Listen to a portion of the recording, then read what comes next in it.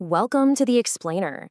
Today, we're going to track some of the most versatile and, frankly, dangerous bacteria known to science on their journey right through the human body. So, what could possibly link all these things together? Well, the answer lies with a specific group of microorganisms, and they're all distinguished by their really unique cellular structure. Okay, so this outer shell is what makes them gram-negative. It has a thin peptidoglycan layer that doesn't hold on to the stain in the lab. But it's not just a definition. This outer membrane contains a seriously powerful toxin called lipopolysaccharide. We're going to talk a lot more about that later, and it makes them incredibly formidable foes. All right, let's dive in. So, our journey starts where you might expect, in the gut, the gastrointestinal tract. This is the primary battleground for a really diverse family of these bacteria called Enterobacteriaceae. Okay, take a look at this. What you're seeing here is how each of these gut pathogens has its own specialized toolkit, right? It's like a team of specialists. You've got verotoxin-producing E. coli, or VTEC, which uses this powerful sugar-like toxin to go after the large intestine and even the kidneys. And that leads to that nasty bloody diarrhea. Then you have enterotoxigenic E. coli, or ETEC. This one uses a totally different set of toxins, heat-labile and heat-stable ones, to cause that watery traveler's diarrhea that, let's be honest, many of us are unfortunately familiar with. We're also going to look at Campylobacter jejuni, a major cause of gastroenteritis, and the famous ulcer causer, Helicobacter pylori, which has this incredible way of surviving in the stomach. Let's break down how VTEC does its damage. It's a fascinating and horrifying process. Its sugar-like toxin is what we call an AB toxin. Think of it like a two-part weapon. The B part, the binding part, latches onto specific GB3 receptors on our cells, especially in the kidneys.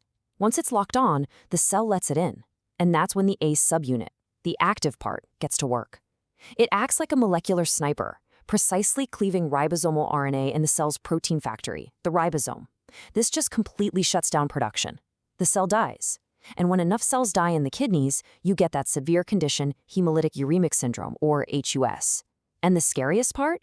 It can do all this with a shockingly low number of bacteria. All right, now let's look at Campylobacter bac's weapon, the cytolethal distending toxin, or CDT. This one is an AB2 toxin, meaning one A part and two B parts.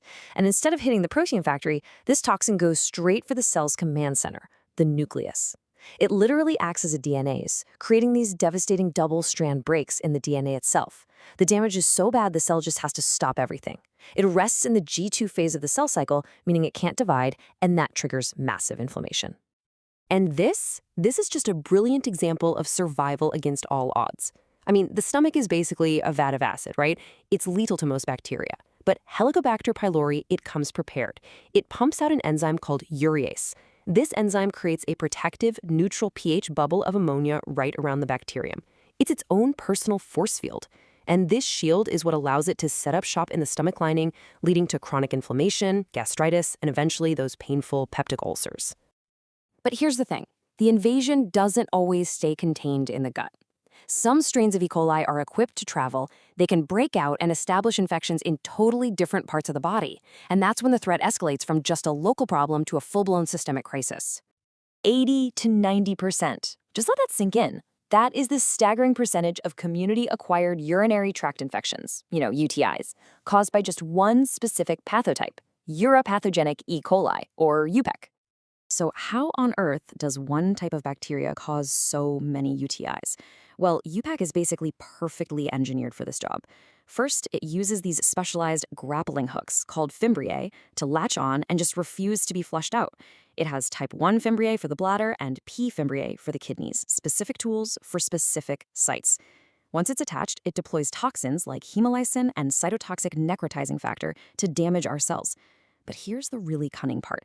It can form what are called intracellular bacterial communities, hiding inside our own bladder cells in these quiescent intracellular reservoirs. This is the perfect hideout, and it's why people can get those frustrating recurrent UTIs that just keep coming back. And this timeline shows just how dangerous a simple UTI can get. It starts localized, right? An infection in the bladder, that's cystitis, or in the kidneys, pyelonephritis. But then it can escalate. The bacteria breach our defenses and get into the bloodstream. That's called bacteremia. And this is the trigger for sepsis, a catastrophic body-wide inflammatory meltdown. From there, it can lead to septic shock, where blood pressure plummets and organs start to fail. And this whole terrifying cascade is kicked off by one key molecule on the bacterium surface. This quote from Lewis Thomas just nails it. When we sense lipopolysaccharide, we are likely to turn on every defense at our disposal. He's talking about that molecule we mentioned earlier, lipopolysaccharide, or LPS. This is the endotoxin that's embedded in the outer membrane of all gram-negative bacteria. Our immune system recognizes molecules like LPS as what we call pathogen-associated molecular patterns, or PAMPs. And when it detects this PAMP, it's like a 5-alarm fire.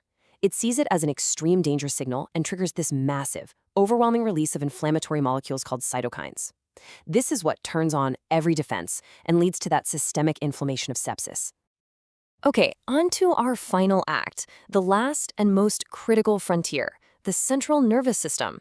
It's protected by this incredible shield that only the most specialized elite pathogens can ever hope to cross.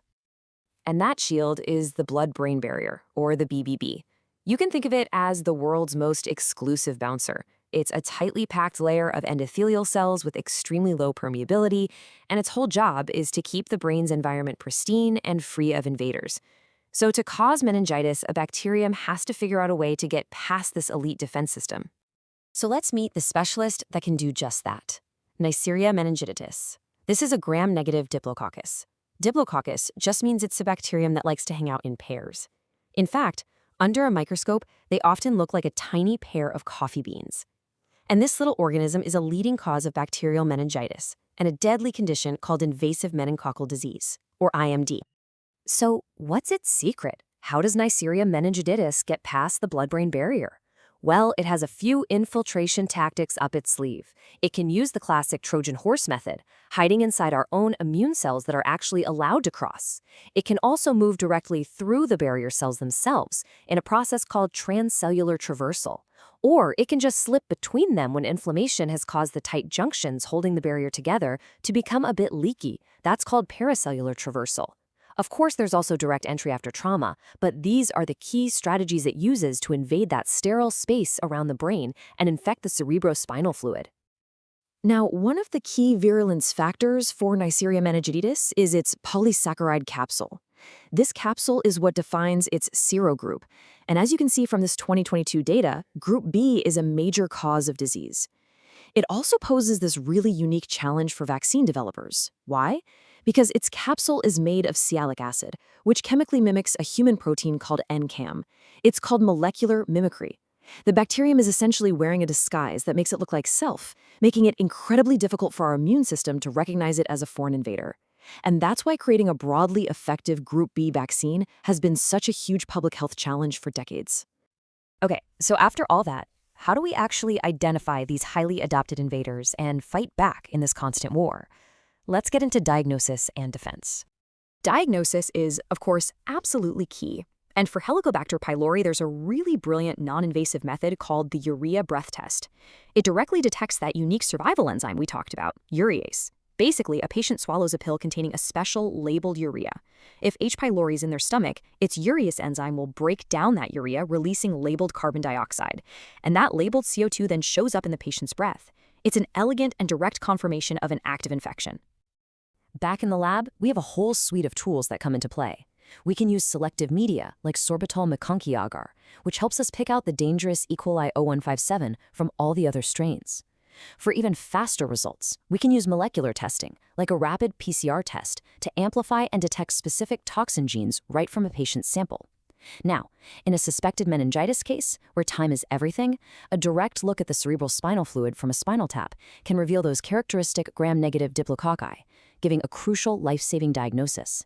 And we also use advanced typing methods, like serotyping or multi-locus sequence typing, that's MLST, to track specific dangerous clones, like the globally spread, drug-resistant UPEC strain known as ST131. So after this entire journey, what's the ultimate takeaway? For me, it's that gram-negative bacteria are nothing short of a masterclass in adaptation. They use this vast, sophisticated arsenal of virulence factors. We're talking toxins that hijack our cellular machinery, adhesins that act like grappling hooks, capsules that provide perfect camouflage, and enzymes that create personal force fields, all to exploit and colonize pretty much every single part of the human body. And that leaves us with a critical question. As these pathogens continue to evolve, as they continue to develop resistance to our drugs, how will our diagnostic and therapeutic strategies have to adapt in this never-ending evolutionary arms race? Because as we've seen, really understanding their specific mechanisms of attack, from the molecular level of a single toxin all the way up to the grand strategy of breaching the blood-brain barrier, that is the first and most critical step. This knowledge is what will allow us to stay one step ahead.